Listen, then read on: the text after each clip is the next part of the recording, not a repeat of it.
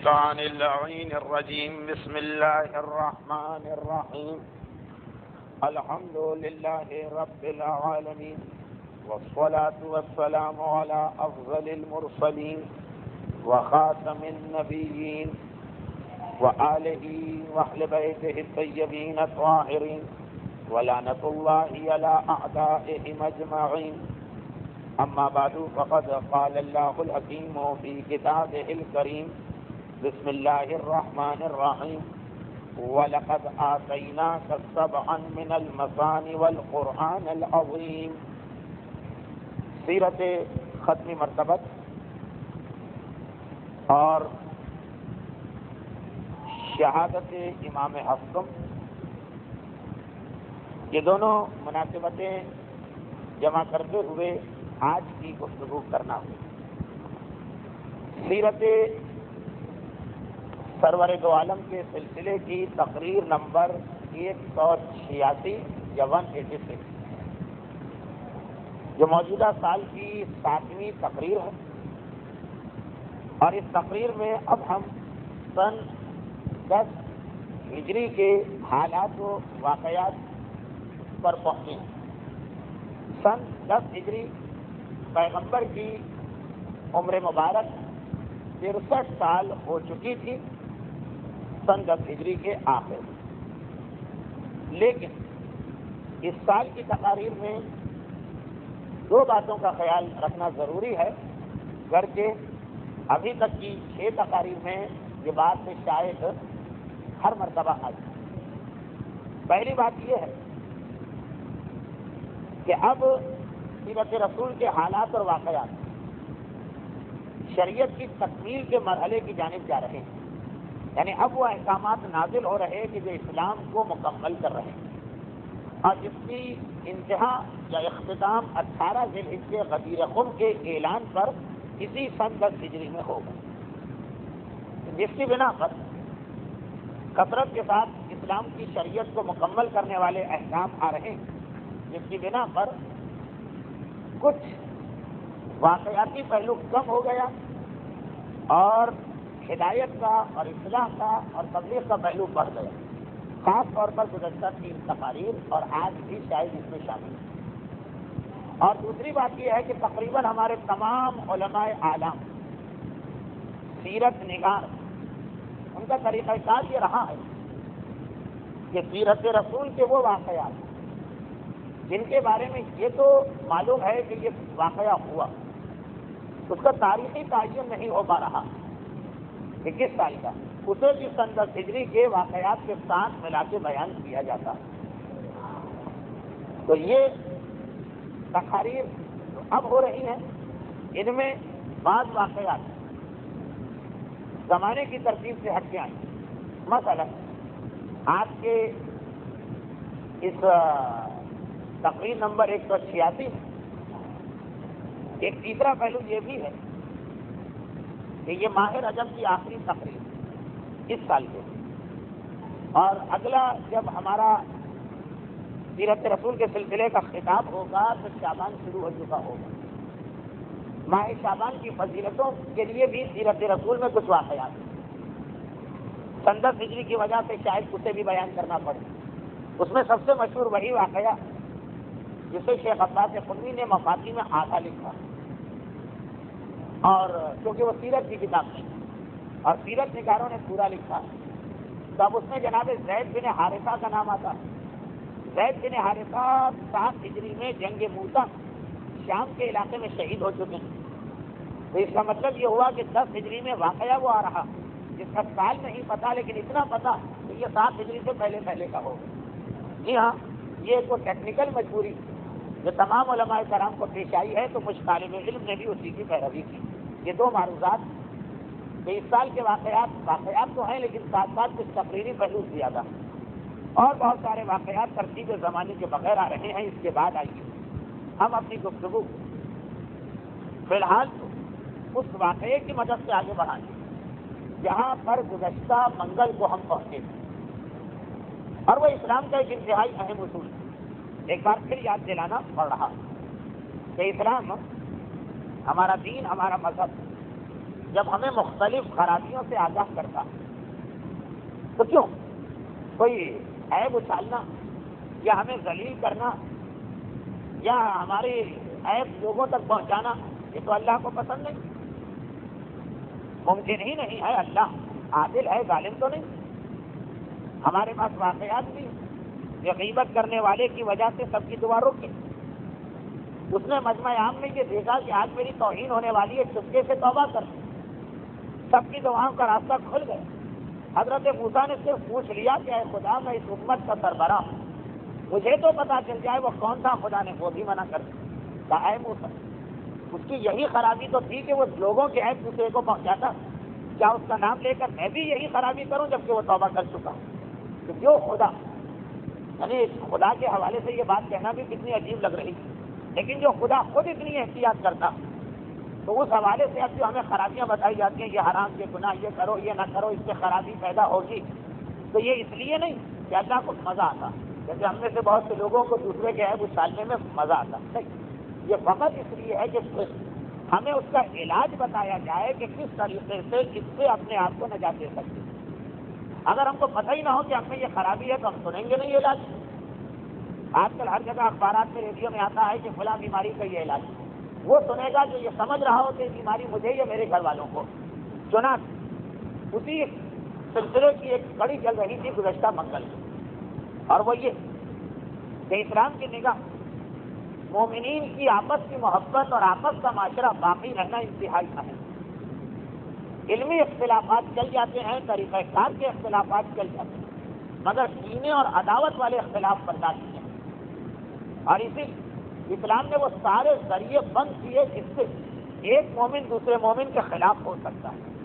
کیوں کہا کہ غیبت بھی نہ کرو؟ آپ کو 100% معلوم ہے کہ زید نے بکر کی برائی کی کا مت بتاؤ، تم نے بتا دیا، دل میں خود بخود ایک برائی آ جائے گی کہ میں تو فلاں کا اتنا احترام کرتا ہوں، وہ میرے بارے میں یہ کہہ رہے، بلکہ یہاں پہ جھوٹ تک بولنے کی اجازت مل جاتی ہے۔ کہ فرض کیجیے کہ زید صاحب نے ہم سے پوچھ لیا کہ بھائی آپ بیٹھے تھے، سنا ہے کہ اس دن بکر صاحب میری برائی کر رہے ہیں، آپ اگر دیکھ کہ امکان ہے اس میں خرابی کا، جھوٹ نہیں بول سکتے، بلکہ کبھی واجب ہو جاتا۔ اس مسئلے کو آگے نہیں بڑھانا ہے کر کے آج مجلسی انداز زیادہ رہے گا 25 رجب کی شب کی بنا پر، لیکن یہ باتیں پچھلے ہفتے کچھ ہو چکی ہیں تو وہ سارے راستے بند کرتا۔ حسد کیوں حرام کیا گیا؟ تہمت کیوں حرام کی گئی؟ مومن کی اذیت کیوں حرام کی گئی ہے؟ مومن کا مذاق کیوں حرام کیا گیا؟ یہاں تک کہا گیا کہ زیادہ ہنسی مذاق کرو گی، ویسے ہی چاہے اس میں کوئی گناہ نہ بھی، اس لیے کہ آپ نے کیا دیکھا بھی کہ کبھی کبھار جو لوگ کسی مذاق کو برا بھی نہیں مانتے، زیادہ ہو جاتا ہے تو ایک دم سے کوئی جملہ ایسا ان کے دل میں چھپ جاتا کہ دوستیاں دشمنیوں میں اور محبتیں نفرتوں میں بدل جاتی ہیں۔ سارے راستے بھی بند کر رہا ہے اسلام۔ دوسری جانب یعنی یہ راستے بند کیے کہ خرابی نہ آنے پر، دوسری جانب پھر وہ طریقے بھی بتا رہا ہے کہ جس سے یہ محبت بڑھے۔ 2 مرحلے ہوتے ہیں اسلام میں ہمیشہ، ایک کا نام ہوتا ہے نہی عن المنکر، خرابیوں سے ہٹو، دوسرے کا نام ہے امر بالمعروف اور نیکیوں کو آگے بڑھاؤ۔ ایک طریقہ یہ ہے کہ آپ بیمار نہ ہو پرہیز کے ذریعے، فلاں کھانا نہ کھائیں، فلاں چیز نہ پئیں، اور ایک طریقہ ہوتا ہے کہ پھر اس چیز کا ویکسینیشن لگوائیں یا انجیکشن لگوائیں جو بیماری سے آپ کو بچاتا۔ تو 2 مرحلوں میں اسلام صاحبان ایمان کے معاشرے کو محبت اور الفت والا معاشرہ بنانا چاہتا۔ پہلا وہ سارے ذریعے بند کر دیے جہاں سے خرابیاں آتی، دوسرا وہ طریقے بتائے جس سے محبت بڑھتی، لیکن نفرت پیدا کرنے والے راستے بند کر دیے۔ اس کا نتیجہ کیا نکلا؟ یہ نکلا کہ آج ہمارے دل میں کسی مومن کی 50% محبت ہے، اب یہ نفرت میں نہیں بدلے گی، لیکن یہ 50 کیوں نہ رہے، یہ 60 کیوں نہ ہو جائے، 70 کیوں نہ ہو جائے، بڑھ کیوں نہ جائے۔ ان میں سے ایک طریقہ تھا تحفوں کا تبادلہ۔ لیکن یہ پچھلے ہفتے کی آخری بات تھی، ذرا وضاحت استفا ہوئی، پچھلے ہفتے وقت نہیں تھا تو واقعات بیان ہو رہے تھے۔ یہ 2 چیزیں، برائیاں نہ کرو، غیبت نہ کرو، تہمت نہ کرو، یہ سب ہو گیا نہی عن المنکر، خرابی نہ آنے پر۔ اور پھر اس کے بعد خالی اتنا ہی نہیں ہے، تحفے کا تبادلہ کرو تاکہ جتنی محبت ہے یہ روز بروز بڑھتی چلی جائے۔ اچھا، اب آپ کہیں گے کہ تو گزشتہ منگل کی بات ہو رہا تھی، جی گزشتہ منگل کی بات تھی تحفہ دو، آج کی بات ہے تحفوں کا تبادلہ کرو، 2 الگ الگ۔ یہ نہ سمجھیے گا کہ مولوی حضرات اور طالب علم بہت منطقی ہوتے ہیں، کسی نہ کسی طریقے سے یہ بتانا چاہ رہے ہیں 2 الگ باتیں، نہیں ہیں 2 الگ باتیں۔ پچھلی دفعہ کیا تھا؟ 1 ویک تحفہ کیے گئے، مگر سامنے والے کی بھی ذمہ داری ہے کہ وہ بھی پلٹ کے تحفہ۔ تبادلہ آج یہ پہلو آ رہا، اور اسی حوالے سے اب بات کا سیرت رسول سے ربط ملے. کوئی کہے کہ اس کا سیرت رسول سے کیا تعلق ہے؟ سیرت رسول سے اس کا تعلق گزشتہ منگل کی بات ذہن میں رکھیں کہ مولا پیغمبر کو یمن سے تحفے بھجوا رہے ہیں. حتیٰ یہ کہ جب پورا سفر یمن مکمل کر اور اپنے 6 مہینے کے جہاد کو تکمیل تک پہنچا اب پیغمبر کی خدمت میں مکے آئے. اس طرح سے کہ واپس یمن نہیں جانا ہے, اب پیغمبر کے ساتھ ہی رہنا ہے 28 سفر پیغمبر کے وفات تک. تب بھی تحفے لے گیا, درمیان میں بھی تحفے جاتے رہے, اور آخری سفر میں بھی وہ 4 گھوڑے. پھر پیغمبر نے ان 4 گھوڑوں کی تقسیم غرض اسی کے اندر یہ پیغام آ گیا تھا جو آج کی سیرت رسول کا ابتدائی پہلو, مگر ابھی واضح کرتا ہوں.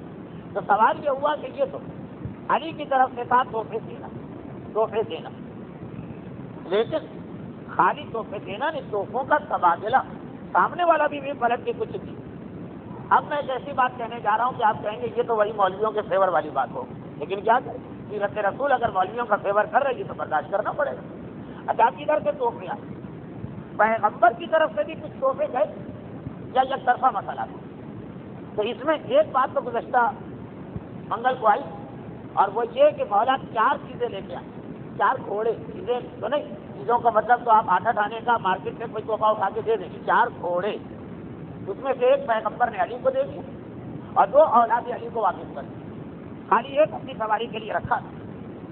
اچھا اولاد علی چلے, وہ تو خیر یہی ایک مسئلہ ہے کہ وہ اولاد علی ہے, اس کو اولاد رسول کہا جائے. آج واقعات میں اس کا بھی تذکر آنے والا, مگر ایک تو خاص علی کو دے دیا نا کہ اسے بیچو اور اپنے گھر کا خرچہ چلاؤ. ہلکا سا اشارہ یہ بھی ہوا کہ واپس پیغمبر کی طرف سے بھی ایک تحفہ گیا. حضرت موسیٰ کا ایک واقعہ ہے انار والا, کہ اپاہج کے لیے انار آتا ہے, اس نے لانے والے پرندے کو کبھی ایک دانہ بھی پیش نہ کیا, تو اللہ نے کہا کہ اس کے لیے میری جہنم ہے. واقعہ دہرانے کا مقصد آدھا گھنٹہ نکل جائے گا, لیکن ایک پیغام اس میں آ گیا کہ سامنے والے کی بھی ذمہ داری ہے. لیکن خالی یہیں پر نہیں, اب تاریخ میں ملا کہ مولا یمن سے تحفے بھجواتے اور پیغمبر مدینے سے مولا کے لیے تحفے بھجواتے. لیکن بہترین تحفہ اسلام میں کسے مانا گیا؟ بہترین تحفہ یہ ہے کہ ہدایت کی کوئی بات آپ کسی کو بتائیں. جیسے ہمارے یہاں لفظ صدقہ بہت محدود کر دیا گیا. صدقہ کیا ہے کہ آپ گلت گھر میں رکھی ہے, صبح جو اس میں پیسے ڈالتے ہیں یہ ہے صدقہ. لیکن اب تو کراچی کی سڑکوں پہ بورڈ نظر آتے ہیں, مومن کے لیے مسکرا دینا بھی صدقہ. بے شک یہ حدیث رسول, کسی مومن کی بات سن لینا. لیکن یہ بھی ایک چیز ہوتی ہے کہ کبھی آپ کسی کی مدد کے قابل نہیں, لیکن اتنا آپ کو معلوم ہے کہ سامنے والے کی بات سن لوں گا, اس کا دل کم از کم ابھی ہلکا ہو جائے. ایک دن سے یہ بھی صدقہ, اسے بھی صدقہ کہا گیا. صدقے کا پہلو بہت واضح کیا.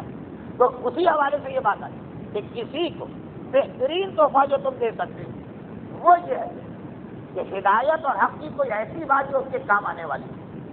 لیکن دنیا میں بھی تحفہ کسے کہتے ہیں؟ ایسی ہی چیز کو کہتے ہیں نا جو اس دنیا میں اس کے لیے کوئی آسانی پیدا کرے. رومال آپ نے دے دیا, قلم آپ نے دے دیا, یہ تحفہ. اور ہدایت کی بات ہوا ہے جو آخرت میں اس کے لیے آسانی پیدا کرے. کوئی بھی آپ ہدایت کی بات بتائیں, اگر وہ عمل کرے کچھ نہ کچھ آخرت میں اسے ضرور ملے گا. تو پیغمبر کی طرف مولا کے نام تحفہ جاتا تھا, مختلف نصیحتیں, مختلف وصیتیں, مختلف پیغمبر کی طرف سے ہدایتیں کر کے وہ مولا کے لیے نہیں. لیکن یعنی مولا تو ضرورت نہیں, لیکن ایک تصور یہ دیا جا رہا ہے. اس میں 2 باتیں آتی ہیں. پہلی بات یہ آ گئی جسے تحفہ ملے وہ تحفہ واپس بھی کرے کچھ, اور دوسری بات یہ ہے کہ بہترین تحفہ. چنانچہ اگر کوئی باپ بڑے اطمینان کے ساتھ کہے, آج 25 رجب کی وجہ سے ذرا انداز مختلف ہے مگر سیرت رسول, کوئی باپ کہے کہ الحمدللہ میں نے اپنی بیٹیوں کی اپنی تمام ذمہ داری ادا کر دی, بہترین جگہ شادی کی ہے, اس کا جہیز دیا ہے, فلیٹ دیا ہے, یا میں نے اپنے بیٹوں کے لیے اپنی ساری ذمہ داری ادا کر دی, پڑھایا لکھایا, کاروبار سیٹ اپ کرایا, مکان بنا کے دیا, شادی کر دی. یہ یقیناً باپ کی طرف سے اولاد کے لیے تحفہ. لیکن اگر وہ اسے بہترین تحفہ سمجھے تو بیکار ہے. بہترین تحفہ یہ نہیں, بہترین تحفہ یہ ہے کہ اس کی آخرت بنا دی. ہاں اگر آپ نے ڈبل کام کیا, آخرت بھی بنائی, دنیا بھی بنائی, ربنا آتنا فی الدنیا حسنہ و فی الآخرۃ حسنہ, کیا کہنا. لیکن اگر یہ سمجھا جائے کہ بیٹی کو بہترین جہیز یا بیٹے کو ایک فلیٹ خرید کے دے دیا اور کاروبار سیٹ اپ کرا دیا, یہ سب سے اچھا تحفہ ہے, غلط. یہ تصور پیغمبر نے اپنی زندگی میں کئی بار واقع کیا, اور اسی میں یمن کا سفر چنانچہ اب یہ اتنی ساری پیغمبر کی نصیحتیں مولا کے نام ہیں، یہ پوری پوری کتابیں اس نام سے چھپی، پیغمبر کی وصیتیں یا نصیحتیں علی کے نام، لیکن وہ تو ہے ساری زندگی، خاص یمن کے حوالے سے مثلا بطور مثال ایک روایت، اور روایت یہی کہ یا علی اوصی کا بالدعا فإن معه الإجابة وأوصی کا بالشکر فإن معه الزیادہ۔ اور اس میں بھی ایک بات کا خیال رکھیے گا جو خود بخود میری تقریر کا موضوع بنتا جا رہا ہے، اے علی، اب یہ علی یمن میں، پیغمبر مدینے میں، علی کی طرف سے کنیزیں گئے، علی کی طرف سے مال غنیمت گئے، علی کی طرف سے وہ سونا اور چاندی گئے۔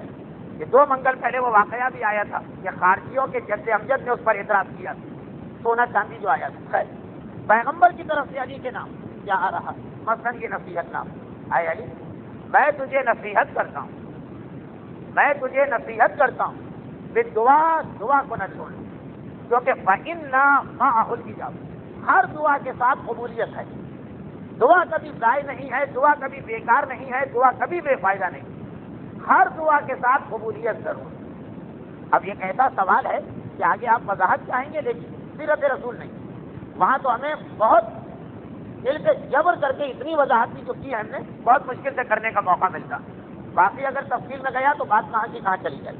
وہ اسی کا بھی شکر، اور اے علی میں تجھے نصیحت کرتا ہوں، ہمارے یہاں لفظ وصیت صرف وقت موت، عربی میں وصیت کا مطلب وہی ہے جو اردو میں نصیحت، میں تمہیں نصیحت کرتا ہوں خدا کا شکر مسلسل ادا کرتے رہے، مسلسل۔ یاد رکھیے کہ شکر زبانی سے زیادہ قلبی عبادت ہے، یعنی واقعا دل سے شکر نکل رہا ہو، ایسا نہ ہو کہ دل تو اعتراض کرے کہ یہ کیا کر دیا اللہ نے، وہ کیا کر دیا اللہ نے، اور دکھاوے کے لیے زبان سے شکر۔ تو ریاکاری سے جب نماز اور روزہ باطل ہو جاتا تو ریاکاری شکر کو بھی باطل کر دیتی ہے۔ وَإِنَّ مَعَهُ الزِّيَادَةَ، اس لیے کہ کوئی شکر ایسا نہیں جس کے ساتھ اضافہ نعمت نہ ہو، ہر شکر کا کم سے کم فائدہ یہ ہے کہ نعمت بڑھتی جائے گی۔ وَإِيَّاكَ، اور اے علی، میں تمہیں بچنے کا حکم دیتا ہوں، میں تمہیں بچنے کا حکم دیتا ہوں عہد توڑنے سے، کسی سے مکر و فریب کا کام لینے سے، اور کسی پہ ظلم کرنے سے، اس لیے کہ جو عہد توڑے گا اللہ اس کے خلاف مدد کرے گا، یعنی جس سے عہد توڑا گیا اس کی مدد کرے گا۔ کاروباری دنیا میں تو عہد توڑنا ایک بہت ہی اہم بات ہے۔ اور اے علی خبردار، ایاک، لفظ ایاک عربی میں ایک معنی دیتا ہے تو اور تم، سورہ حمد میں ایاک نعبد اسی معنی میں آیا، اور ایاک عربی میں ایک معنی دیتا وارننگ یا خطرہ، جیسے آج کل کی دنیا میں اس کے لیے ایک نشانی ہوتی، 2 ہڈیاں اور بیچ میں کھوپڑی بنی، اس کو الفاظ میں عرب کہیں گے ایاک، خبردار، نقض عہد، مدد اللہ کی طرف سے مدد اس کی ہوگی، خبردار مکر و فریب، جو مکر و فریب کرتا اس کا وبال اس کے گھر والوں پہ آتا۔ اچھا اب یہ پھر ایک سوال، مگر ہم نے کیا ہے، ہمارے بیوی بچوں کا کیا قصور، لیکن بتایا اب یہ ساری تفصیلات سیرت رسول سے ہٹ کر، اور اسی کے لیے محرم کے اشرے ہوتے ہیں، رمضان کی تقریریں ہوتی ہیں، ہفتے وار درس ہوتے ہیں، سیرت رسول میں تو واقعات، یہ پیغمبر کا تحفہ ہے علی کے نام سفر یمن کے دوران، کیا کا والمکر، خبردار، والمکر المسیح، یہ بھی ایک لفظ، خبردار برے مکر سے بچنا، کیونکہ اردو میں مکر کہتے ہی برے کو، عربی میں مکر برے کو نہیں کہتے، مکر اچھا بھی ہو سکتا ہے، مکر برا بھی ہو سکتا ہے، وہ مکر ہوا مکر اللہ، کافر بھی مکر کر رہے، اللہ بھی مکر، اس حدیث میں والمکر المسیح، برے مکر سے بچنا کیونکہ اس کا وبال اہل و عیال سے آتا، اور ایاک، اے علی، اپنے آپ کو بچانا والبغی، کسی پہ ظلم کرنے سے، کبھی کسی وقت کسی لمحے میں انسان ایک طاقت رکھتا ہے دوسروں پہ ظلم کرنے کی، چاہے وہ طاقت اقتدار کے تخت پر بیٹھ کر یزید کی طرح حاصل ہو، یا ہمارے موجودہ معاشرے میں بعض گھروں میں شوہروں کو مجازی خدا کی حیثیت سے بیوی پہ حاصل ہو، لیکن کیا قولبا، خبردار ظلم نہ کر، اس لیے کہ ظلم کرنے والا یہ سمجھ، یہ پیغمبر کا جملہ، لَيَنْصُرَنَّهُ، ضرور بالضرور باللہ، اللہ کی مدد تمہارے مخالف کے ساتھ۔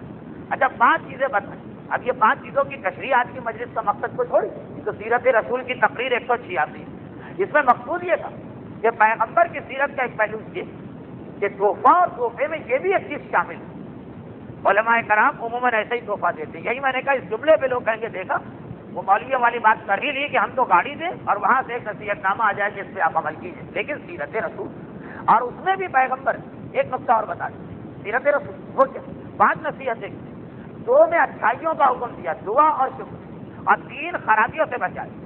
اسلامی معاشرے کے زیادہ اہم مسئلہ یہ ہے کہ برائیوں سے اپنے آپ کو بچائے۔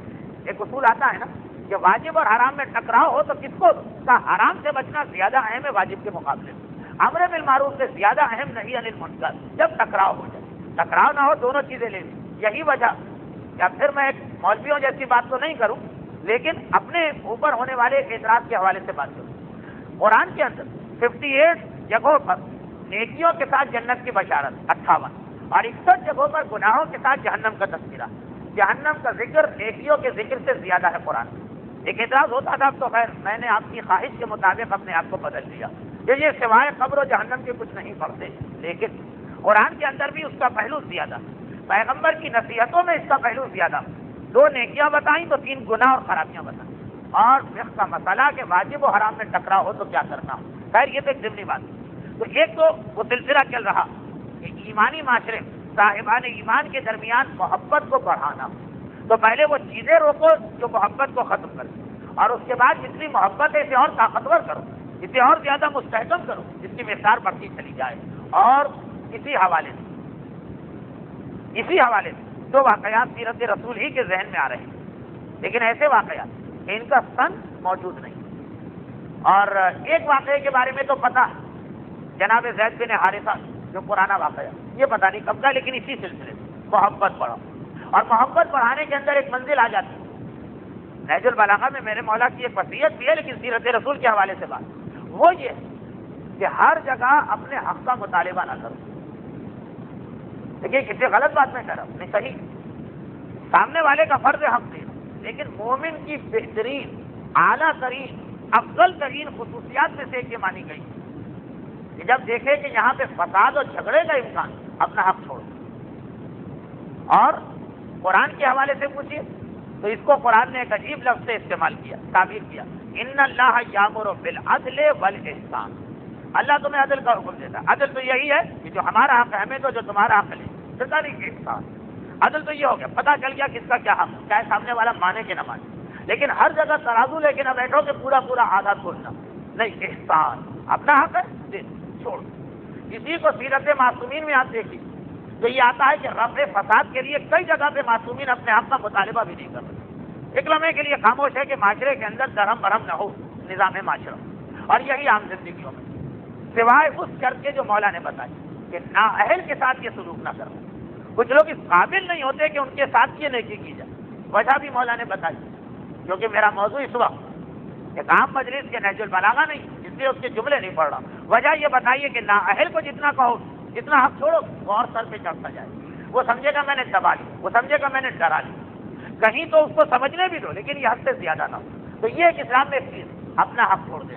وہ سیرت رسول میں فتح مکہ کے بعد یہ مسئلہ آیا کہ جتنے مہاجرین مکے سے ہجرت کر کے 8 سال پہلے گئے تھے، سب صاحب جائیداد تھے، مکانات تھے، بزنس تھے، سب کچھ تھا۔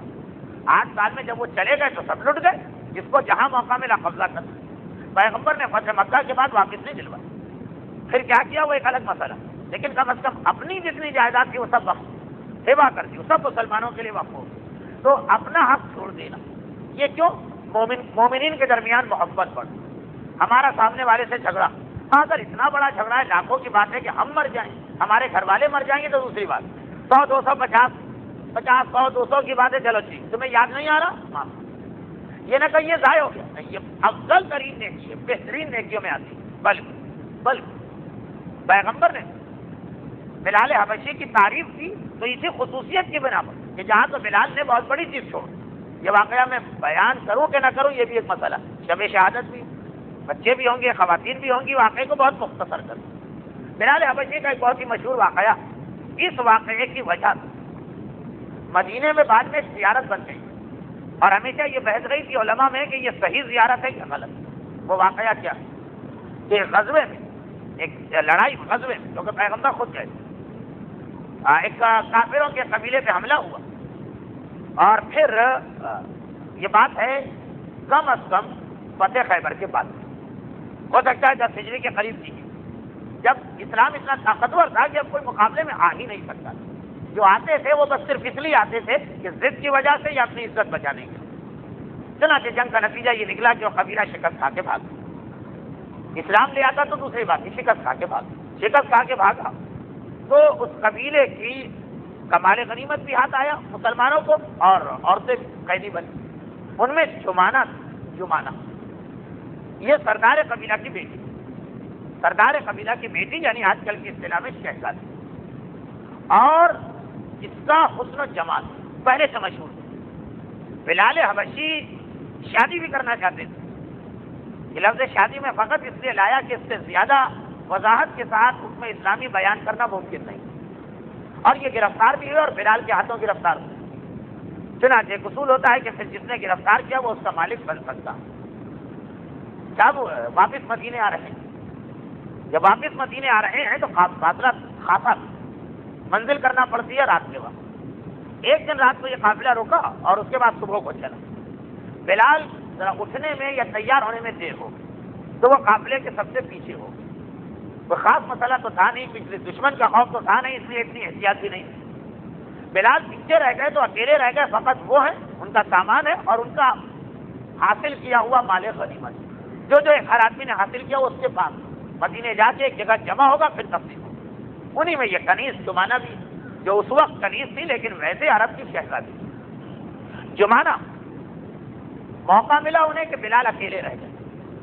چنانچہ کسی طریقے سے اپنے آپ کو آزاد کیا, تلوار نکالی, اور غفلت اور بے خبری میں بلال کے تو وہم و گمان میں بھی نہیں تھا. بلال حبشی پہ 3-4 حملے تھے. بلال حبشی زخموں سے چور چور زمین پہ گر پڑے. پھر اس نے بلال کا سامان کھولا جتنے اس کے اپنے زیورات تھے, سونے اور چاندی, جو کہ جملہ کتاب میں ہے اسی لیے پڑھ رہا ہوں. اپنے زیورات جتنے تھے وہ سب اس نے لیے اور وہاں سے فرار اختیار. کہاں جائے, قبیلہ تو ختم ہو چکا. جو مارے گئے, جو پکڑے گئے وہ قیدی ہیں, جو بھاگ گئے وہ بکھرے ہوئے ہیں.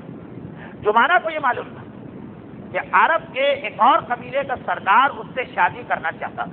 شہاب اس کا نام تھا, اور اتنا خوبصورت تھا وہ کہ اس کا لقب تھا کوكب دری, چمکتا ہوا ستارہ, کوكب دری, یہ اس کا لقب تھا جاہلیت. وہ شادی کرنا چاہتا. چنانچہ یہ باپ مارا گیا, قبیلے کا پتہ نہیں ہے, سیدھی اس قبیلے میں گئی اور شہاب سے جا کے شادی کر دی.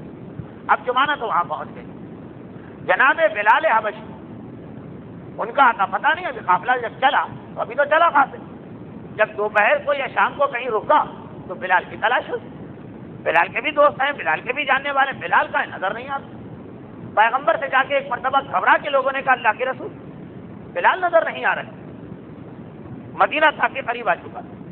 پیغمبر نے کہا اچھا بلال نہیں تو صہیب رومی کو اور سلمان فارسی, ان دونوں کو, یا بعض روایتوں میں سلمان کے بدلے ایک اور صحابی کا نام, ان دونوں سے کہا کہ تم واپس جاؤ اسی راستے میں اور بلال کو ڈھونڈو. اب مدینہ قریب آ گیا تو میں تیزی سے مدینے جا رہا ہوں. یہ کہہ کہ پیغمبر اپنے قافلے کو لے کے, فوج کو لے کے مدینے میں داخل ہو.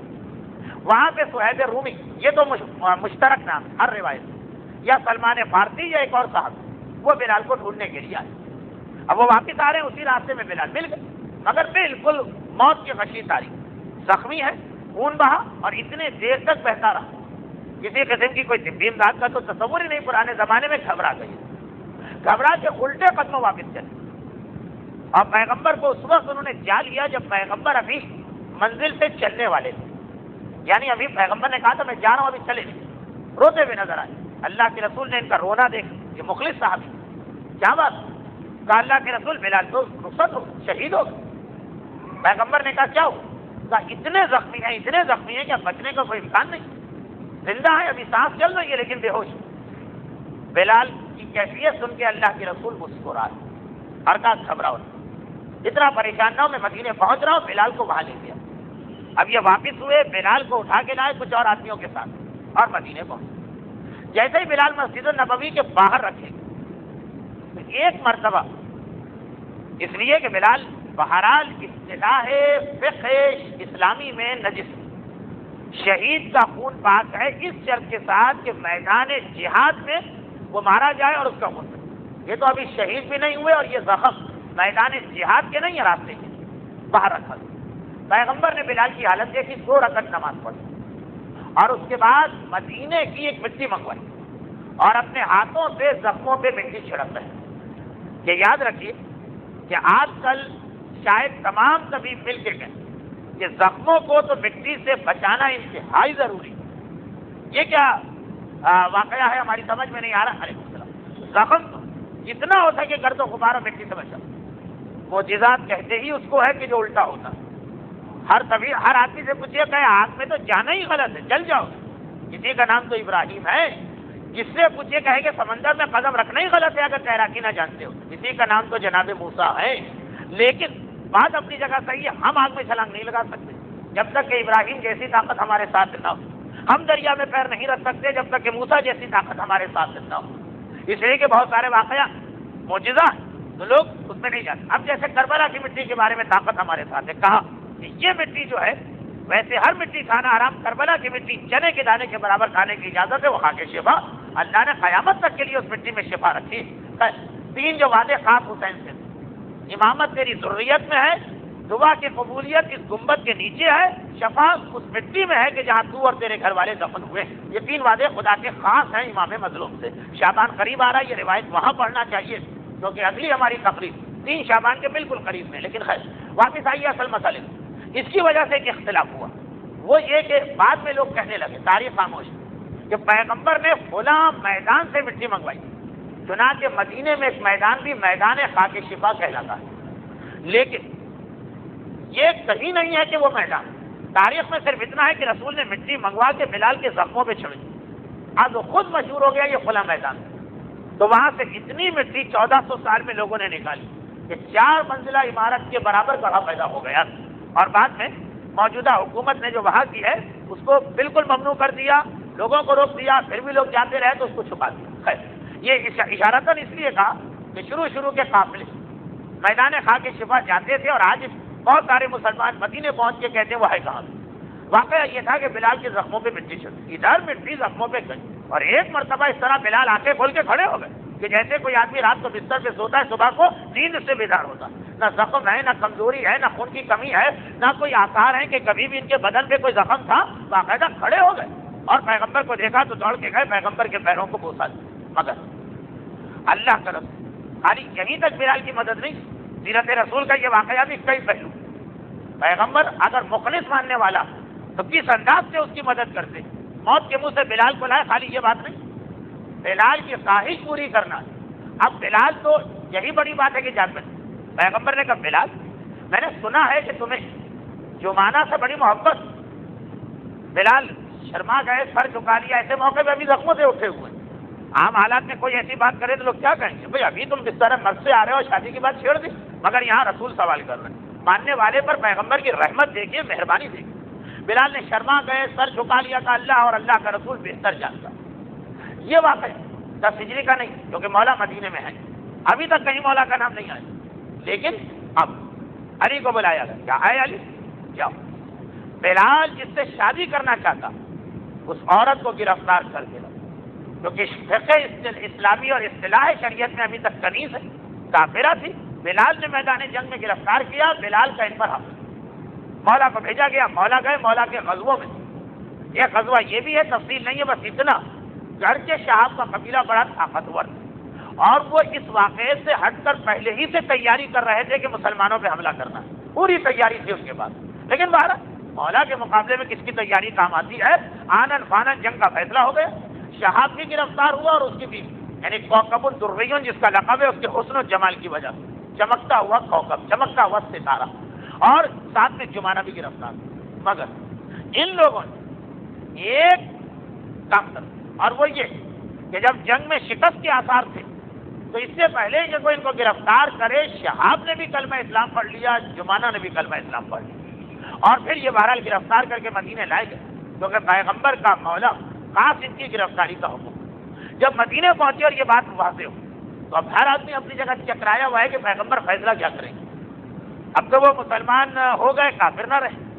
ایسا ہی واقعہ اس ماہ رجب پیدا ہونے والے ایک ایسے معصوم کے بارے میں آیا جن کے وسیلے سے رجب کی دعائیں مانگی جاتی. اللہم انی اسألک بالمولودین فی رجب. اے خدا میں رجب کے 2 معصوم کے حوالے سے دعا کرتا ہوں جن کی ولادت، مولا نہیں 9ویں اور 10ویں امام. اور 10ویں امام کے زمانے میں ایک واقعہ ایسا ہو بھی چکا کہ عیسائی نے جرم کیا جس کی سزا سنسار تھی، اس نے کلمہ پڑھ لیا، اسلام لانے کے بعد پرانے گناہ معاف ہو جاتے ہیں، لیکن کون کون سے، یہ بھی ایک بحث مشہور تو یہی ہے کہ گناہ، لیکن کون؟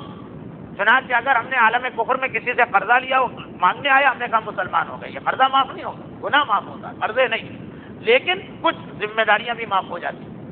اب مسئلہ یہ ہوا کہ کیا کیا جائے، لیکن اس سے پہلے کہ یہ بات پیغمبر طے کرتے، دیکھیے ایک جملہ میرا ذہن میں رکھیے گا، تقریر نمبر 186 کے شروع جو میں نے عرض کیا تھا کہ شریعت تکمیل کے مرحلوں میں بہت سارے اب وہ مسئلے سامنے آ رہے ہیں جن کی اس سے پہلے ضرورت نہیں، لیکن اب سامنے آ رہے ہیں کیونکہ شریعت تو قیامت تک چلنا، اور اگلا مہینہ شعبان کا ہے، 15 شعبان کو ہم اس امام کو یاد کرتے ہیں، جس کے بعد جہاد کے مسائل شروع ہوں گے، جب جہاد دوبارہ شروع ہوگا، کنیزی، غلامی، میدان میں پکڑا ہوا آدمی اور اس کے علاوہ سارے مسئلے، اور غیبت میں بھی کبھی جہاد ہو سکتا، تو یہ وہ مسئلہ، یہ وہ واقعہ تھا جس سے ایک مسئلہ حل ہونے والا تھا، مگر ہونے نہیں پایا۔ عجیب بات سنیے، ہونے نہیں پائے، چنانچہ الگ سے بعد میں معصوم کو بتانا پڑا۔ لیکن کبھی ایسا ہوتا ہے کہ کسی آگے ایک مسئلہ پوچھا، ہم جواب دینے والے، سوال کرنے والا کہنے لگا اچھا مجھے یاد آ گیا، میں جا رہا ہوں۔ اب آپ ذرا جل کے رہ گئے کہ کاش یہ سن لیتا تو ہمیں بھی جواب معلوم ہو جاتا۔ پیغمبر بلال سے کہتے، بلال جس سے تم شادی کرنا چاہتے تھے، جس پہ تمہارا اختیار تھا، جو گرفتار وہ مدینے آ گئی، اب بتاؤ اب کیا خواہش؟ پہلے بلال سے پوچھا، بلال نے کہا اللہ کے رسول، اب جو اس کا شوہر اسلام لا چکا اور میرا مسلمان بھائی، اب وہ مسلمان بھائی کی عزت کا مسئلہ، شریعت اپنی جگہ، فقہ اپنی جگہ، جیسے میں نے کہا تھا نا کہ قرضہ ہم نے دیا ہے وہ پیسے اپنی جگہ، لیکن سامنے مومن، ہم نے کہا نہیں، ہم مومن کو ذلیل یا بے آبرو نہیں کرنا چاہتے، اگر وہ کہہ رہا ہے کہ نہیں دیا، بھول گیا ہوگا، ہم نے معاف کیا۔ بلال نے کہا مسئلہ بدل گیا، اب یہ میرے مومن بھائی کی بیوی، مومن بھائی کا حرم، ایک مومن بھائی کا کے گھر کا مسئلہ، میں اگر بلال کا جملہ اگرچہ میرے لیے بہت مشکل، لیکن میں اپنے دل سے کھرچ کے اس خیال کو نکال دوں گا تاکہ اس مومن کا حق محفوظ رہے۔ پیغمبر نے شاباش دی بلال اور کہا کہ بلال تم نے وہ عمل کیا ہے جس کی وجہ سے اللہ تم سے اتنا راضی اور خوش ہے۔ شہاب نے بعد میں تحفہ بھجوایا، 2 کنیزیں، 2 اونٹ، لیکن واقعہ یہ بنا کہ اللہ کا رسول کہہ رہا کہ وہ عمل جس کی وجہ سے خدا کسی مومن سے زیادہ راضی ہوتا۔ کبھی ہم سوچتے ہیں نا کہ ہم بھی اتنی عبادتیں کر رہے ہیں، فلاں بھی کر رہا ہے، ایسا لگ رہا ہے اللہ اس سے زیادہ راضی، اس کی نعمتوں کو دیکھ کر، اس کی اولاد کی ترقی کو دیکھ کر اور اس کے فائدے کو دیکھ کر۔ اب اول تو یہی پتہ نہیں کہ یہ امتحان ہے کہ راضی، اور اگر راضی تو جو چیزیں راضی ہونے میں کاؤنٹ ہوتی اس میں خالی نماز اور روزہ نہیں، اس میں یہ بھی بہت اہم چیز ہے کہ اپنے مومن کا کتنا خیال رکھ رہا۔ بلال کی سالوں کی محبت تھی جو لفظ میں نہیں لانا چاہتا، آخر میں آ ہی گئے۔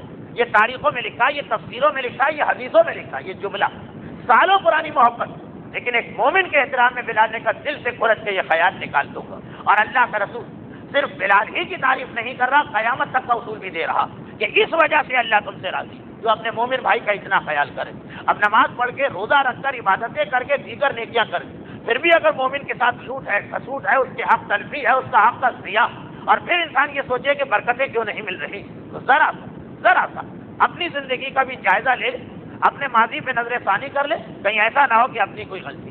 اب اس کے بعد گھڑی کی سوئیاں مجھے یہ بتا رہی کہ مجھے آج رات شہادت کی رات ہے، اس مناسبت سے دوسرے موضوع پہ آ جانا چاہیے، مگر جو میں نے شروع تقریر میں ایک اعلان کیا اس کے اعتبار سے ابھی ایک واقعہ اور بیان ہونا ضروری۔ کوئی کہے کہ آئندہ ہو جائے گا، نہیں، آئندہ اس کی تاریخ نکل جائے گی، تو واقعہ بیان نہیں کرتا ہوں، وہ آئندہ کے لیے صرف ایک مختصر سا اس کے حوالے سے مسئلہ، اور یہی پیغمبر، یہی اصول کہ زیادہ اہمیت اس بات کی کہ عبادتوں کے بعد مومن کا حق ان سے ضائع نہ ہو، اسی اصول کو پیغمبر نے اپنی اس طولانی حدیث میں ارشاد فرمایا جو مفاتیح الجنان ماہ شعبان کی فضیلت کے باب میں لکھی کہ پیغمبر نے ایک لشکر بھیجا، لشکر شکست کھا رہا تھا، معجزے کے ذریعے سے کامیاب ہو گئے، لیکن معجزہ ان لوگوں نے دکھایا کہ جو نہ نبی تھے نہ وسیع، اس لشکر میں نہ رسول گئے نہ علی گئے، پھر بھی معجزہ ہوا۔ اور جب واپس آیا لشکر اور حیرت کے ساتھ کہا اللہ کے رسول عام آدمیوں سے معجزہ، کا انعام نہ کرو. انہوں نے ایک بڑا کارنامہ انجام دیا جس کی وجہ سے یہ ہوا، اور وہ یہ کہ ان لوگوں نے ماہ شعبان کی پہلی تاریخ کو نیکیاں کی. اور ماہ شعبان کی پہلی تاریخ کی نیکیاں وہ کہ جو بھی یہ نیکی کرے گا اللہ اسی انداز سے اسے بھی صاحب اعجاز بنا دے. شعبان کا مہینہ وہ کہ جس کے بارے میں سیرت رسول کا جملہ، یہ سیرت رسول جس کے بارے میں بار بار پیغمبر نے کہا. 7-8 حدیثیں تو آپ کو مفاتی میں مل جائیں. شعبان کے بارے میں الگ الگ پیغمبر نے کہا یہ میرا مہینہ، یہ میرا مہینہ، یہ میرا مہینہ. کبھی یہ کہہ کر کہا کہ رمضان اللہ کا مہینہ ہے تو شعبان میرا مہینہ. کبھی یہ کہہ کے کہا جو مجھ سے محبت کرتا ہے وہ میرے مہینے سے بھی محبت کرے. کبھی یہ کہہ کر کہا جو میرا احترام کرتا ہے وہ میرے مہینے کا بھی احترام کرے. 8-9 حدیثیں یہ لفظ ہے. سیرت رسول چل رہی ہے نا، میرا مہینہ. اور معصومین کی وہ حدیث جس میں تو یہ بات مکمل ہو. رمضان اللہ کا مہینہ، جو اللہ کی معرفت رکھتا ہے وہ رمضان کا حق ادا کرے. اور شعبان رسول اللہ کا مہینہ، جو ہمارے جب کی معرفت رکھتا ہے وہ شعبان کا حق ادا کرے. اور رجب ہمارا مہینہ، جو ہماری معرفت رکھتا ہے وہ ہمارے مہینے کا حق ادا کرے. پیغمبر زیادہ فکر یہ تھی کہ رجب کے مہینے کا احترام مسلمانوں میں پہلے سے چلا رہا. رجب کے مہینے کا احترام حضرت ابراہیم سے عرب میں آیا. چنانچہ جاہلیت والے عرب بھی رجب کے مہینے میں نہ جنگ کرتے تھے اور نہ ہی کسی کو لوٹتے تھے نہ کسی کو نقصان پہنچاتے تھے. جاہلیت والے عرب. یہی وجہ ہے کہ شیب ابی طالب 3 سال جو پیغمبر قید رہے. تو یہ تصور اگر کسی کے ذہن میں کہ پورے 3 سال یعنی 36 مہینے یہ لوگ باہر نہیں آ سکے تو غلط. ہر سال 2 دفعہ ان کو باہر آنے کی اجازت مل جاتی تھی. ایک حج کے مہینے میں، ایک رجب کے مہینے میں. کیونکہ رجب کے مہینے میں قریش بھی کہتے تھے کہ بے شک ہم نے خانہ خدا کے دروازے پر اپنا معاہدہ لکھ کے لٹکا دیا ہے کہ کوئی ان کی مدد نہیں کرے مگر رجب کے مہینے کا اس سے تعلق نہیں. تو رجب کے مہینے کا احترام شروع سے آ رہا. رمضان کے مہینے کا احترام جب سے اسلام آیا ہر ایک کے ذہن میں. پیغمبر کو فکر ہے کہ اس 2 کے بیچ میں شعبان کا مہینہ کہیں نظر انداز نہ ہو جائے. اور خاص طور پر اس لیے کہ انسان دنیا کا کوئی بھی کام کرے بیچ میں وقفہ لے گا. تو اگر ذہنوں میں یہ ہو کہ رجب تو اتنا اہم مہینہ سنت ابراہیم چلی آ رہی اور رمضان اتنا اہم مہینہ کہ جو قرآن نے قصیدہ پڑھا، تو ایسا نہ ہو کہ لوگ ان 2 مہینوں کی عبادت کریں اور سمجھے درمیان میں ذرا گیپ دینے کا مہینہ، ذرا آرام کر لو، ذرا سستا لو، ذرا عبادتیں کم کر لو. اسی لیے رجب کی فضیلت کی حدیثیں اور رمضان کی حدیثیں دوسرے انداز کی. شعبان کی فضیلت کی حدیثیں دوسرے انداز کی. شعبان کی حدیثیں ایسی لگ رہی ہے جیسے کوئی فکر مند ہو کہ یہ مہینہ لوگ بھلا نہ دیں. رجب کی حدیثیں وہ جیسی ہونی چاہیے. رجب کا ثواب بتایا، اس کی فضیلت بتائی، اس کا رتبہ بتایا. رمضان کا طریقہ بھی یہی ہے قرآن میں. شعبان کا ہی نہیں، شعبان کا یہ نقطہ بار بار اسے بھول نہ جانا، اسے فراموش نہ کر دینا، اس سے غافل نہ ہو جانا، اس کو نظر انداز نہ کر دینا. اور پھر ماہ شعبان کی پہلی تاریخ، جملہ سنی، ماہ شعبان کی پہلی تاریخ سیرت رسول میں زید بن حارثہ کا واقعہ یہ کہ پیغمبر کا جملہ تھا اس پہلی تاریخ کو کوئی بھی نیکی کرو. کوئی خاص نیکی نہیں بتائی کہ فلاں دعا پڑھو یا فلاں روزہ رکھو، نہیں، کوئی بھی نیکی کرو. چنانچہ بہت مختصر کہہ دوں تو یہ کہہ دوں، ایک آدمی نے اس ماہ رمضان شعبان کی پہلی کو، ان 4 میں سے جنہوں نے معجزہ دکھایا بغیر نبی اور وسیع، ایک نے اپنے والدین کا احترام کیا، اس کو معجزہ مل گیا. ایک نے اپنا قرضہ ادا کیا تھا، اسے معجزہ مل گیا. اور ایک نے محبت علی کا اظہار کیا تھا، اسے معجزہ مل گیا. اور ایک نے امر بالمعروف کیا تھا. ماہ شعبان میں جو 4 معجزے تھے پیغمبر کی زندگی میں، 4 یہ نہیں کیا.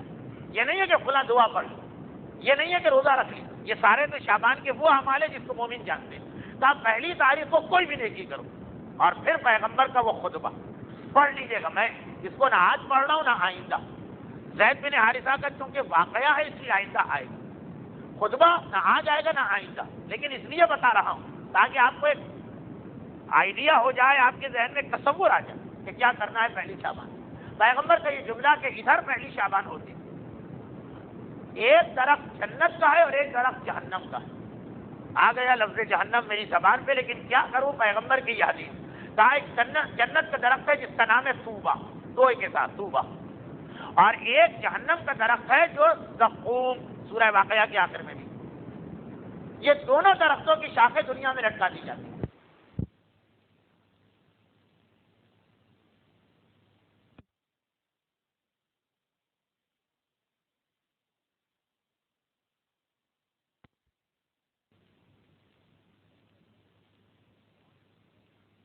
اور یہ وہ شاخیں ہیں جو لوگوں کو کھینچتی ہیں، یعنی کچھ میگنیٹک پاور ہے اس کے اندر کہ طوبہ کی شاخ اپنی طرف کھینچتی ہے، زقوم اپنی طرف۔ پیغمبر کا جملہ ہے، خبردار شعبان میں خیال کرنا زقوم تمہیں نہ کھینچ لے، چمٹ جاؤ۔ جب چمٹ جاتے ہو جس شاخ سے کوئی آدمی چمٹ جاتا ہو فوراً واپس جہنم میں چلی جاتی ہے۔ جہنم سے نیچے لٹکائی گئی ہے، جس کو شکار مل گیا وہ واپس جہنم میں چلی، ہمیں اٹھا کے جہنم میں ڈالی۔ جیسے آپ نے ٹرین دیکھی ہوگی، ادھر سے مال اٹھا کے ادھر ڈالی۔ زقوم کی شاخیں ایسا کام کرتی، اور یہی طوبہ کا پیغمبر نے کہا کوشش کرو طوبہ تمہیں چمٹا دے۔ طوبہ کا بھی یہی مطلب ہے، جو اس سے چمٹا فوراً جنت میں گئے۔ پھر اللہ کے رسول نے تفصیل بتائی کہ طوبہ کسے چمٹاتی ہے، جہنم زقوم کسے کھینچتی ہے۔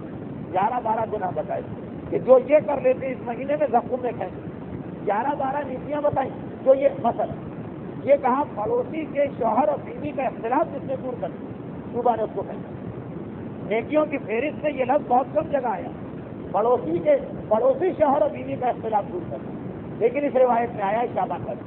پھر میں ایک بار اپنا جملہ دوہرا، یہ تو کچھ روایتوں میں آیا کہ اپنے خاندان میں اختلاف دور کرا، یعنی کسی بھی مومن، بلکہ پڑوسی بھی نہیں، پڑوسی ہے فرقہ بلکہ خیر، کسی بھی مومن میاں اور بیوی میں اختلاف دور کرا، طوبہ نے تمہیں کھائیں گے، تم طوبہ کی شاخ سے چمٹ گئے، جنت سے پہنچ گئے۔ ایسے 12 نیکیاں بتائی ہیں جس سے طوبہ کھینچا، اور ایسے 12 گناہ بتائے جس سے زقوم کھینچتا۔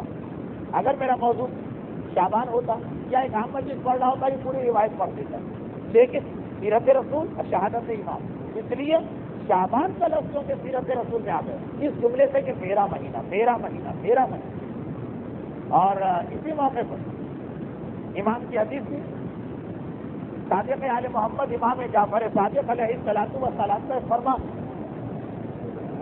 صفوان جمال کو بلائے، صفوان جمال ہے، اونٹوں کا کام کرتے یہ وہی کہ چھٹے امام کے صحابی تھے، لیکن 7ویں امام کا دور آیا تو امام نے ان سے کہا اپنی کمپنی بند کر دی، اور بہت ہی مشہور ان کا واقعہ۔ 7ویں امام کی سیرت کے اعتبار سے یہ واقعہ پڑھا بھی جا سکتا ہے، لیکن مشہور اتنا کہ میں پڑھوں گا نہیں، بس اپنے موضوع پہ آتا ہوں صرف اس وجہ سے کہ شعبان کا موضوع اس سے مکمل ہے۔ کہا کہ ہے صفوان ایک کام کرو، خود بھی شعبان میں روزے رکھو، اور جو تمہیں ہمارا شیعہ مل جائے اس کو روزے رکھوا۔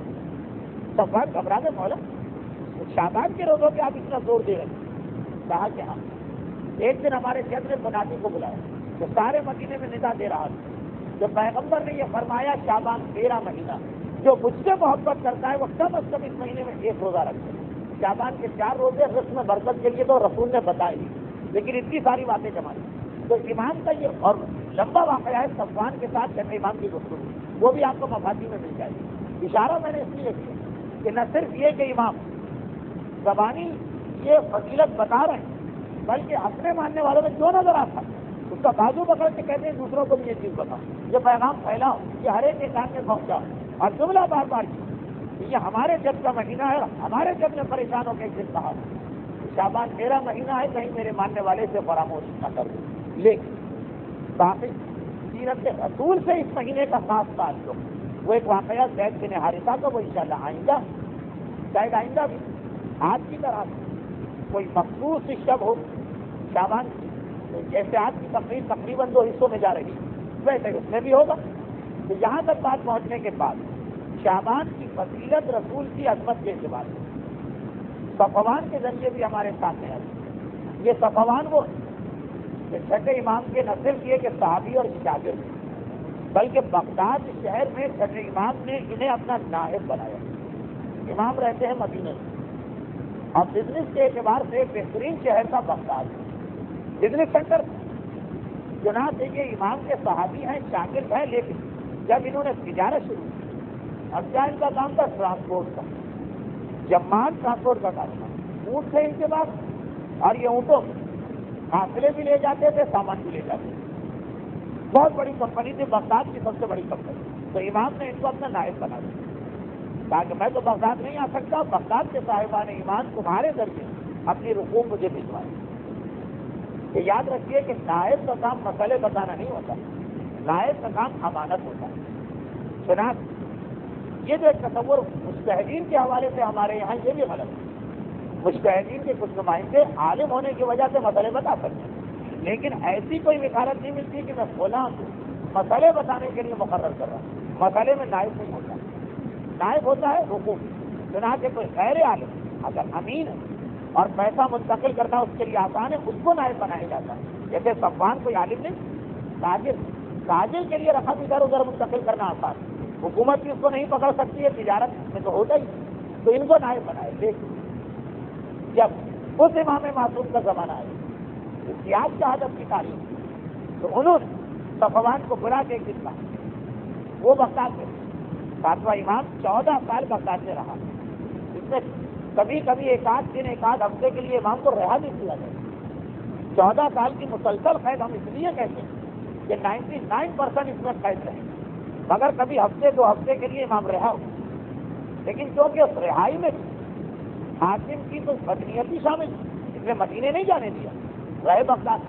چنانچہ بشر حافی کا واقعہ اسی زمانے کا ہے جب امام بغداد سے بلا لیے گئے مگر چند دنوں کے لیے آزاد.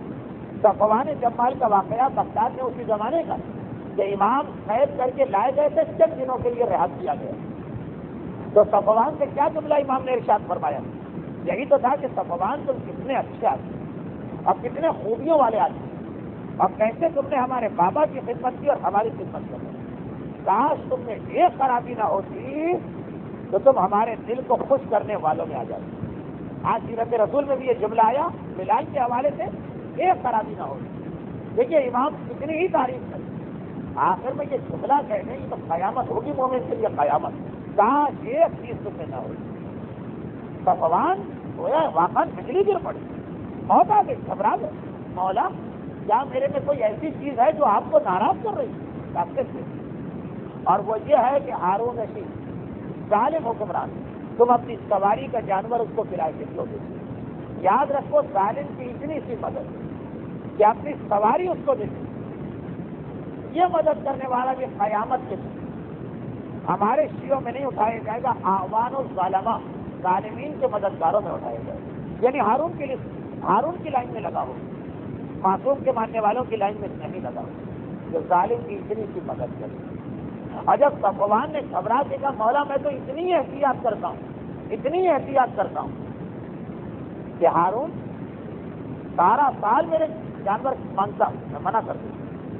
وہ جنگ پہ جائے منع کر دوں، وہ اپنے مملکت کا دورہ کرنے جائے منع کر دوں، وہ شکار کے لیے جائے منع کر دوں. آسان بات نہیں ہے حکمران کو منع کر دوں، پرانے زمانے کے حکمران، لیکن میں منع کرتا ہوں. اتنا یہ اپنی جان پہ کھیلے ہوئے صرف اس دن ہاں کہتا ہوں جس دن وہ یہ کہتا ہے کہ میں حج کے لیے جا رہا ہوں، خالی حج کے لیے اپنے جانور دیتا ہوں. دیکھیے بہت بڑی بات ہے جو پرانے زمانے کے بادشاہت کا نظام کیا ہے. وہاں نہ کوئی عدالت ہوتی ہے، نہ کوئی چیف جسٹس ہوتا ہے، نہ کوئی سربراہ مملکت ہوتا ہے، نہ کوئی سربراہ افواج ہوتا ہے. جو حاکم کہہ دے بس وہ حرف آخر. نہ کوئی اپیل ہے، نہ کوئی توہین کا کیس ہے، نہ کوئی ترمیم ہے، نہ کوئی آئی. اور اس میں منع کر دے نہیں دوں گا جانور، نہیں دوں گا جانور. آسان بات نہیں. اور پھر صرف حج تو حج کے لیے جا رہا. حج میں تو ہارون جیسے بھی بڑے شریف اور بھولے والے بن جاتے. امام نے کہا صفوان ساری باتیں چھوڑ. اگر آدمی ہر چیز میں مسجد کو فلسفہ لانے لگے نا تو ایک بھی حرام نہیں رہے. چنانچہ لوگ کہتے بھی یہ وہ والا سود نہیں ہے جو اس زمانے میں ہوتا تھا اس لیے حلال، یہ وہ والا گانا نہیں ہے جو اس زمانے میں ہوتا تھا اس لیے حلال، یہ وہ والا زنا نہیں ہے جو اس زمانے میں ہوتا تھا اس لیے حلال، یہ وہ والا سور نہیں ہے جو اس زمانے میں ہوتا تھا اس لیے حلال.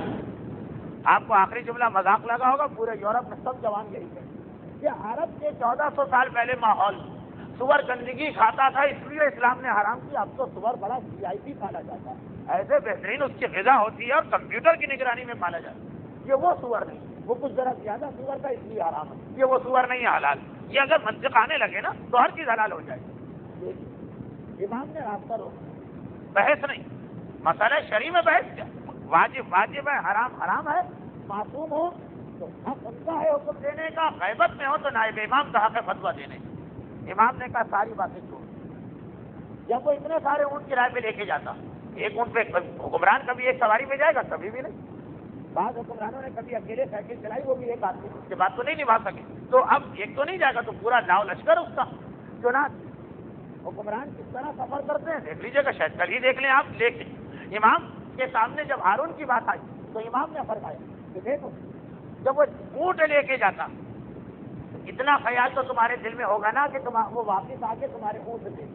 اونٹ کس چیز کا نام؟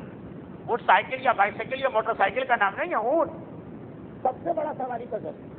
جس نے کسی ظالم کے بارے میں اتنا بھی سوچ لیا کہ اللہ اسے 1 گھنٹے کی زندگی دے دے، وہ ظالم کا مددگار ہو سکتا، ظالم کے حق میں دعا کر رہا، لیکن یہ دعا بھی نہیں کر رہا، جسے تو یہی فکر ہے کہ اگر ہارون مارا گیا راستے میں تو میرے سارے اونٹ کون پہنچ جائے گا؟ ایک حکمران کے بعد دوسرا حکمران آتا ہے، وہ سسٹم نہیں ہے جو آج کل ہوتا ہے ڈاکومنٹیشن کہ ہر چیز کا واؤچر بنا ہے یا بل بنا ہے یا معاہدہ ہوا ہے، سب درہم برف، ایک اونٹ، گاڑی بھی نہیں، ٹرک بھی نہیں، ٹرالر کسی کا چلا گیا کام 50 اونٹ ٹرالر۔ لیکن امام نے کہا اتنا جو تم نے سوچ لیا، تو 7ویں امام نے کہا جس کی شہادت آپ منا رہے یہ ظالم کی مدد کہلائے، یہ ظالم کے حق میں دعا کہلائے۔ ہم نے دعا نہیں کی اپنی چیز واپسی کے لیے، یہ سوچا کہ وہ زندہ رہے۔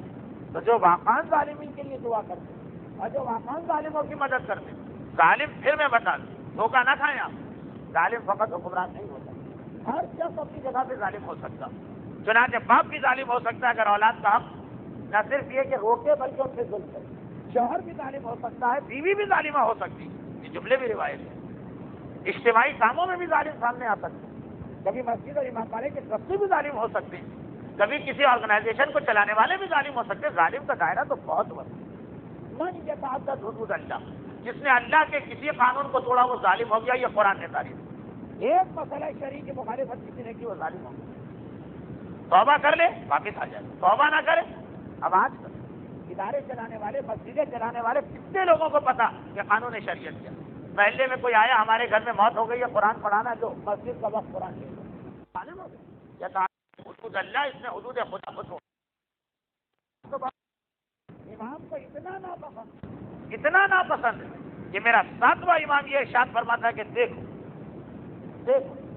تمہاری ہر چیز پسند آ رہی ہے، ایک ظالم کے لیے اتنی ہمدردی تمہاری ساری نیکیوں میں پانی پھیر رہی ہے۔ کسی کو قرآن کہتا ہے ابھی تک اعمالہم، کچھ خرابیاں اتنی ہیں جو سارے اعمال کو ضائع کر دیتی۔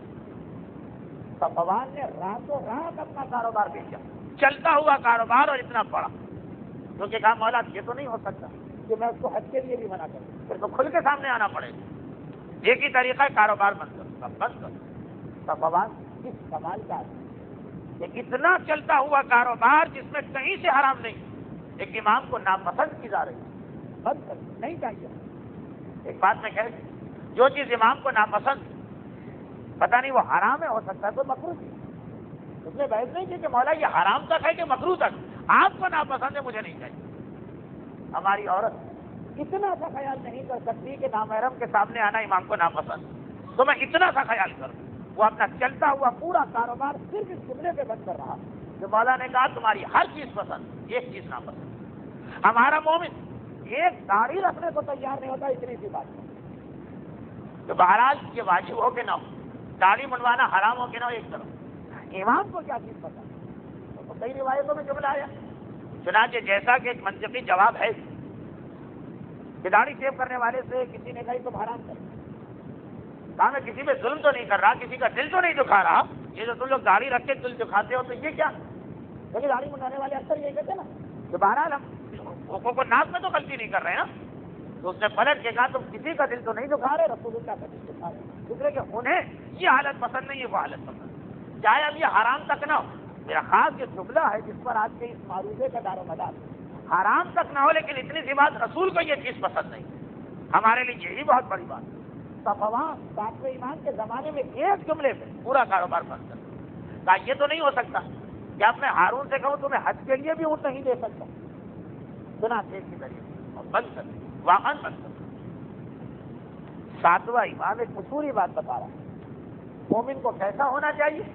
مومن کو ایسا ہونا چاہیے کہ کم از کم اپنے آپ کو ہر اس چیز سے بچا دے جو امام کے دل کو تکلیف پہنچاتی ہے۔ اچھا دیکھیے اتنی سی ظالم کی مدد، اتنی مدد نہیں، ہمدردی بھی نہیں، اتنا سا خیال کہ وہ زندہ آ کر میری سواری دے، اتنی ناپسند، ایسا معصوم کی ایسی صورت سے پھر اگر امام علی ابن یقین سے کہیں کہ میں تمہیں ظالم کی نوکری تک کی اجازت دیتا ہوں، تو کتنا عظیم وہ صحابی ہو کہ جہاں ایک طرف اپنے ہر شیعہ، اچھا یہ بھی 7ویں امام کی حدیث ہے کہ اگر کسی ظالم حکمران نے کہہ دیا کہ میں تمہیں 100 روپے دیتا ہوں درہم، اور درہم اس کے سامنے تھیلی میں رکھے، اس نے تھیلی کھولی، ٹائم تو لگے گا نا پرس نکالنے میں، اب ایک بار اس نے تھیلی کھولی اور اس مومن کے دل میں اتنا خیال آ گیا کہ یہ اتنی دیر زندہ رہ جائے کہ یہ پیسے مجھے دے، پھر واصل جہنم ہو جائے، مر جائے مردود، مگر کم از کم تھیلی کھول کے پیسے تو دے۔ یہ آدمی بھی ظالموں کے مددگار ہوں۔ ساتویں امام کی تیسری حدیث سنی، میں آپ کو لے جانا چاہتا ہوں ایک اور مسئلے۔ ایک آدمی آیا ساتویں امام کے پاس اور کہا مولا میں ہارون کا درزی، اس کے کپڑے سیتا ہوں، نہ اس کے نام پہ تلوار چلاتا ہوں، نہ اس کے نام پہ کسی جنگ میں حصہ لیتا ہوں، نہ اس کی فوج میں شامل ہو کے کسی کا گھر لوٹتا ہوں، نہ کسی کا مال۔ درزی، کپڑے تو ہر آدمی کو پہننا ہی ہے، ظالم ہو کہ مومن، ننگا تو کوئی نہیں گھومے گا سوائے اس کے کہ کوئی مومنہ ہو تو ویسے کپڑے نہیں پہنے گی جیسا امام پہنانا چاہتے، تو باقی تو کسی کو اتنا کپڑے تو ہر ایک کو پہننا ہے، تو امام سے کہہ رہا ہے میں صرف کپڑے سی کے دیتا ہوں، کیا میں ظالم کا ساتھی ہوں؟ امام نے کہا تم کہاں سے ظالم کے ساتھی ہو؟ بڑا خوش، ایک اسٹائل ہے روایت کے اندر، معصوم کی توہین نہ ہو جائے اس لیے میں بہت روک روک کے پڑھ رہا ہوں۔ امام نے کہا نہیں تم کہاں سے ظالم کا ساتھی ہو؟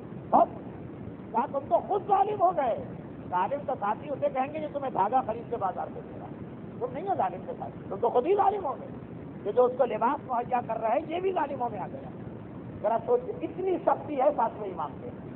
اچھا ایک وجہ یہ کہ بنو عباس جب اقتدار پہ آئے تو تقریباً وہ زمانہ ساتویں امام کا تھا زیادہ، گرچہ چھٹے امام کے زمانے میں تھا لیکن جو اصل زمانہ تھا۔ اور بنو عباس کے بارے میں بعض صاحبان ایمان میں ذرا ہم کرتے ان کے ماضی کی وجہ سے کہ یہ ہیں تو خاندان رسول تھے، اور یہ پہلے بنو عباس پہلے ہر وقت 24 گھنٹے شیعوں میں اٹھتے بیٹھتے، انہیں کی مدد سے اپنی تحریک چلائی۔ تو یزید کا نام سن کے تو ہر آدمی ادھر روک کر کے تھوکے گا نہیں جدھر یزید کا محل، وہاں تو معلوم ہے امام کو کہ ان سے کوئی خطرہ نہیں۔ بنو عباس نے ہے کہ اس نے ذرا نام لیا ہے مومنین، ذرا نام لیا ہے بنو عباس نے معصومین، ہمارے شیعہ دھوکے میں ان کے ساتھ نہ مل جائے۔ جیسے کبھی ایسا ہوتا ہے نا کہ غیر مسلم ہمیں لڑانے کے خاطر کیا کرتے ہیں، کہتے بھائی شیعہ تو بڑے اچھے ہیں، ہم تو ان کی زمین میں پانی بھی پئیں گے اور ان کے علم کو چومیں گے بھی اور ان کے تعزیے کے بعد بھی جائیں گے، ہمارا تو دوسروں سے اختلاف ہے۔ وہ ہماری محبت میں نہیں آتے، وہ مسلمانوں کو ٹکڑے کرنے آتے۔ بنو عباس کے اس بارے میں ذرا ہمدردی لوگ سمجھ رہے یہ خاندان یزید کو چھوڑی، اور امام کو معلوم ہے کہ یہ کسی طرح بھی خاندان یزید سے کم ہے۔ ہارون کو چھوٹا مجرم، مامون کو چھوٹا مجرم، وہ ہمدردی نے نکالنا اتنا صاحبان ایمان اور شیعان حیدر کررا پرانے بنو امیہ کے حکمرانوں سے بھاگتے، وہ اتنا نہیں رہا، مکسپ ہو گئے تھے، ملنا جلنا تھا، اور جو اقتدار ان کے پاس ہے انسان کا اثر ہو منع کر اتنی سختی کے ساتھ کہ وہ جو ہم کہتے ہیں کہ ظالم کے ہمدرد بھی نہ بنو، وہ تو وہ دھاگا لانے والا ہے جو تمہیں دھاگا دیتا اور تم کپڑا، تم تو خود ظالم۔ لیکن اس ماحول میں ایک شخص علی ابن یقین کو میرا ساتواں امام پوری اجازت دے رہا ہے، اگر ہارون تمہیں اپنا وزیر اعظم بناتا ہے جاؤ میں تمہیں اجازت دیتا ہوں۔ اچھا ساتویں امام کی یہ سنت کہ ذرا سا بھی ظالم کے قریب مومن نہ جانے پائے، یہ ساتویں امام کے اس فرزند میں بھی یہ پائی گئی جو حقیقی اعتبار سے بھی اور ایمانی اعتبار سے بھی ساتویں امام کا فرزند ہے، یعنی امام امت مرحوم آیت اللہ خمینی رضوان اللہ علیہ،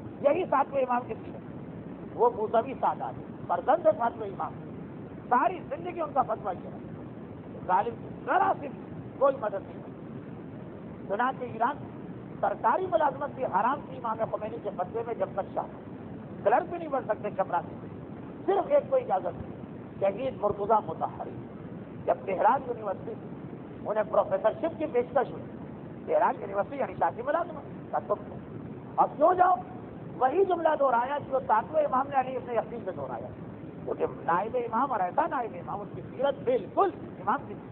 ساتویں امام نے کہا تھا اے علی ابن یقین، میں دھاگا بیچنے والے کو بھی اجازت نہیں دیتا کہ وہ کسی درزی کو دھاگا بیچے اور درزی وہ آگے کسی ظالم کے لیے لباس، دھاگا بیچنے والے کا تو کوئی رابطہ ہی نہیں ہے ہارون، درزی سے کا یہ بھی نہیں، لیکن تم ایسے جہاں جاؤ صاحبان ایمان کو فائدہ پہنچاؤ۔